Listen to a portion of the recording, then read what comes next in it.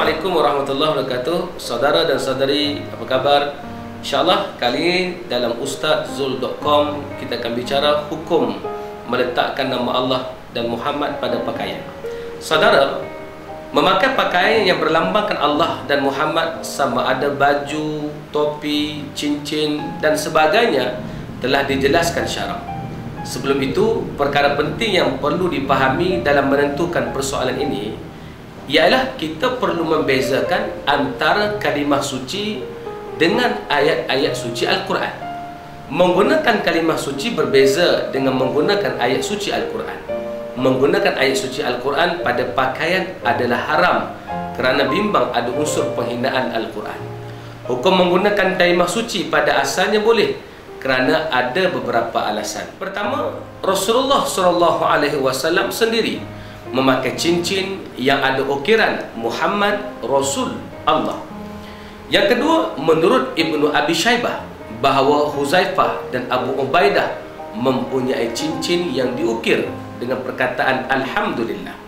Manakala Ibrahim An-Nakhai pula mempunyai cincin yang diukir dengan perkataan Billah.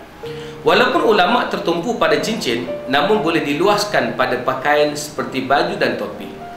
Namun persoalan yang timbul adalah membawa pakaian tersebut masuk ke dalam tandas.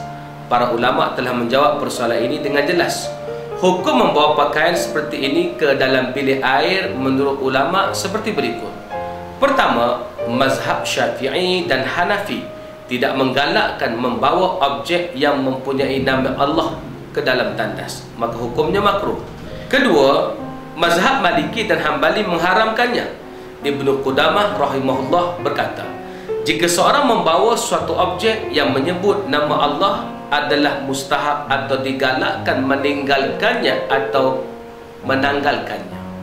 Jika dia membawa bersamanya dan menjaganya baik-baik agar tidak terjatuh, atau memusing bahagian yang ada nama Allah menghadap tapak tangannya, maka tidak mengapa. Menurut Imam Ahmad, jika cincin mempunyai nama Allah, hendaklah dipusingkannya menghadap tapak tangan dan kemudian baru ke bilik air. Pandangan ini merupakan pendapat Ibnu Al-Musayyab, Ibnu Sirin dan lain-lain. Disebut di dalam kitab Al-Mughni jilid pertama muka surat 109.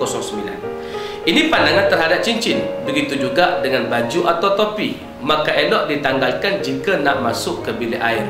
Namun kalau takut kehilangan atau dicuri, maka boleh dibawa masuk ke dalam tandas, sebagaimana dinyatakan oleh Syekh Atiyah Saqar, seorang ulama di Mesir. Beliau mengatakan bahawa jika takut akan cincin, yakni objek tersebut kehilangan, maka tidaklah menjadi kesalahan membawa ke dalam bilik air. Imam Ahmad juga pernah memberikan pandangan. Imam Ahmad memberikan jawapan tentang seorang laki-laki yang membawa duit dirham tertulis zikrullah masuk ke tandas dengan mengatakan, aku harap ianya tidak mengapa. Maksudnya, pada pandangan Imam Ahmad, hukumnya sekadar makruh.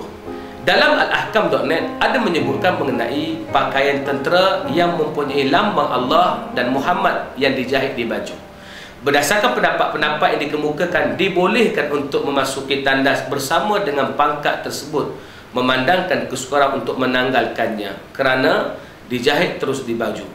Bagi tali pinggang yang mempunyai kalimah suci terpulang pada si pemakainya, sama ada untuk mengambil sunat dengan menanggalkannya, dengan meletakkannya di luar tandas, atau memakainya bersama-sama dengan mengambil hukumnya sebagai makruh. Kesimpulannya, mencetak baju, topi dan cincin dengan kalimah Allah ataupun kalimah Muhammad, yakni kalimah suci, adalah dibenarkan. Namun cetakan kalimah suci pada seluar adalah haram kerana ada unsur penghinaan. Yang kedua, boleh membawa masuk ke dalam tandas pakaian yang ada kalimah suci, tetapi hukumnya makruh, namun lebih afdal ditinggalkan di luar. Yang ketiga, memakai baju yang ada cetakan Allah dan Muhammad boleh menaikkan syiar Islam, namun harus hati-hati jangan ada unsur penghinaan. Oleh itu, boleh mencetakkan nama Allah dan Muhammad pada pakaian, tetapi jagalah untuk memajukan Islam dan menguatkan syiar Islam, bukan untuk melemahkan Islam dan menghina Islam. Maka hukumnya seperti yang disebutkan tadi, boleh bersyarat bahawa menjaga dan menaikkan syiar Islam. Bertemu lagi dalam ustadzul.com. Assalamualaikum warahmatullahi wabarakatuh.